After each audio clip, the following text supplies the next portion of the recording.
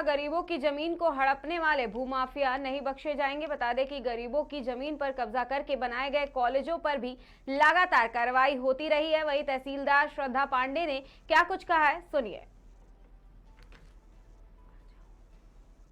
Mafia घोषित हो गए हैं, तो उनकी प्रॉपर्टी कितनी अटैच हो चुकी है अभी तक, और क्या क्या उन पे आरोप हैं, इसके बारे में कुछ जानकारी। यहाँ पे जो अभी शासन की मंशा अनुसार एक भयमुक्त समाज की स्थापना के दृष्टिगत लगभग उत्तर प्रदेश में प्रत्येक जनपद में कार्यवाही चल रही है। ऐसे जो व्यक्ति भूमाफिया किस्म के हैं या जिन्होंने अपराध करके अवैध स्रोतों से धन अर्जित करके संपत्ति बना ली और अपने धन बल का बाहुबल का वो प्रयोग करके क्षेत्र में भय लोगों के बीच में जिनका व्याप्त होता है और अपराध कारित करते हैं, उनके विरुद्ध अभियान स्वरूप जो कार्रवाइयाँ की जा रही हैं, तत्क्रम में हमारे जिलाधिकारी महोदय ने गैंगस्टर अधिनियम में लगभग अभी तक 9 लोगों के विरुद्ध कार्रवाई की है, जिसमें एक सरकार बनाम संजीव पारिया करके वाद धारा 14(1) में गैंगस्टर अधिनियम अंतर्गत सर ने एक ऑर्डर पारित किया था 20 मार्च 2024 को, और उसमें अभियुक्त की लगभग 35 करोड़ की जो संपत्तियां जनपद फर्रुखाबाद में 2 भिन्न भिन्न तहसीलों में स्थित थी, सदर में और सदर के अलावा अमृतपुर तहसील में भी थी। तो उनकी कुर्की का आदेश सर ने किया और मुझे प्रशासक नियुक्त किया है सदर की संपत्तियों का। तहसीलदार साहब अमृतपुर हैं जो हमारे सहयोगी, उन्हें अमृतपुर की संपत्तियों का प्रशासक नियुक्त किया है। अच्छा, कुछ नई प्रॉपर्टी भी चिन्हित की गई है। अब विभिन्न जगह पे जैसे होता क्या है कि जब जनता खुद को भयमुक्त महसूस करती है तो लोग खुल के आवाज़ उठाते हैं। तो कुर्की के दौरान जब भी हम जाते हैं, क्योंकि व्यापक ढोल नगाड़े के साथ जिस तरह से कुर्की का प्रक्रिया विहित है, जाने पर फिर लोगों को बल महसूस होता है और उनको लगता है कि प्रशासन जो है वो उनके साथ है और उनकी बात सुनी जाएगी। ऐसी स्थिति में लोग आकर के प्रकरण हमें नोट कराते हैं, जिनके क्रम में हम पृथक से डिटेल्स के साथ, फैक्ट के साथ अभिलेख क्योंकि लेने में समय लगता है, तो रजिस्ट्रार साहब के सहयोग से सारी डिटेल इकट्ठा करके फिर संपत्तियां अगर बढ़ती हैं तो हम डीएम सर को बिल्कुल अवगत कराएंगे इन चीज़ों से, और उनके विरुद्ध फिर पृथक से भी आदेश, उनके अटैचमेंट का भी, सीजर का भी आदेश इस तरह से कराया जाएगा। अच्छा, कुछ प्रॉपर्टी संजीव पारिया की पार्टनरशिप में है, कुछ बेनामी हैं, क्या उनकी जानकारी होने पे वो भी अटैच की जाए। बिल्कुल, मुख्य तो जो दस्तावेज रजिस्ट्रीकृत होते हैं उनमें दिक्कतें नहीं होती, क्योंकि हमारे रिकॉर्ड से ही वो पता हो जाता है। रजिस्ट्रार ऑफिस में तलाश पता जब भी हम देते हैं, डिटेल क्रेता विक्रेता के नाम से पता हो जाता है।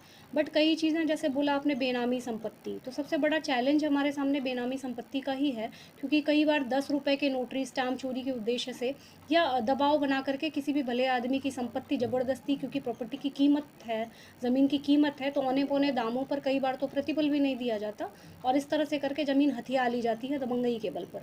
तो मुख्य हमारा अभी जो चैलेंज है और हमारा जो काम का दिशा है वो इन्हीं संपत्तियों को ट्रेस आउट करना है। बट इसमें जब तक जनता प्रॉपर सहयोग नहीं करेगी या पीड़ित पक्ष जब तक खुल के सामने नहीं आएगा, ऐसा कोई व्यक्ति यदि हमारे पास आता है और ऐसे हमें अवगत कराता है कि इस प्रकार की संपत्ति उसके साथ भी इस तरह की घटना हुई है, तो निश्चित रूप से FIR दर्ज करा करके उनकी प्रॉपर्टी उनको वापस दिलाने में हम लोग पूरा सहयोग प्रदान करेंगे। क्या मैडम ऐसा भी हुआ है कि चूंकि पारिया का बहुत बड़ा गैंग पूरा ज़िले में था, कि किसी तरफ से कोई दबाव आपके ऊपर आया हो या ऐसा आया हो कि आप ये ना करिए वो ना करिए। नहीं, नहीं, प्रशासन पर इस तरह का बेसिकली जो लोग भी इस तरह की बातें करते हैं वो बिल्कुल गलत है। प्रशासन पर कभी किसी प्रकार का कोई दबाव नहीं होता। अपने व्यक्तिगत स्वार्थ को सिद्ध करने के लिए आदमी दबाव का अगर आड़ लेकर छिपना चाहे तो वो एक अलग बात है। किसी भी प्रकार का कोई दबाव प्रशासन पर कभी नहीं रहा है, किसी भी टाइम नहीं रहा है। ये लोगों की अपनी व्यक्तिगत कमजोरियाँ हैं जिसकी वजह से वो दबाव महसूस करते हैं।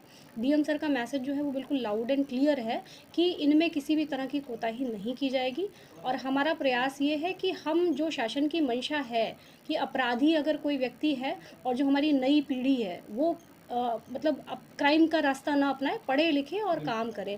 अब प्रस्तुत मामले में पारिया जी की बात कर लें, कभी भी जो अधिवक्ता होते हैं वो ज़्यादा पढ़ा लिखा एक तबका होता है, बुद्धिजीवी वर्ग होता है, और बार एसोसिएशन के सचिव जैसे पद पर रखकर उन्होंने अपनी शिक्षा का जो है दुरुपयोग किया है, क्योंकि लॉ ग्रेजुएशन का मतलब डबल ग्रेजुएट हो गया वो आदमी, प्रोफेशनल डिग्री है, इससे बड़ी कोई डिग्री नहीं होती। तो उनका भाई बैरिस्टर्स का देखें तो हमारे गांधी जी भी वकील रहे और भी लोग वकील रहे, बट इस तरह से दुरुपयोग करके उन्होंने अपनी शिक्षा दीक्षा का दुरुपयोग किया है। तो एक मैसेज जाना चाहिए यंगस्टर्स में कि इस तरह का काम हमें नहीं करना, यदि हम करेंगे तो हमारे विरुद्ध कार्रवाई होगी, भले ही हम कितना धन अर्जित कर लें।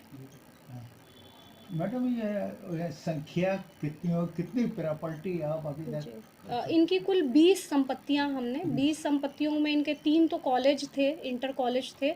भोलेपुर में 2 कॉलेजेस हैं इनके और एक कॉलेज इनका कमालगंज का था।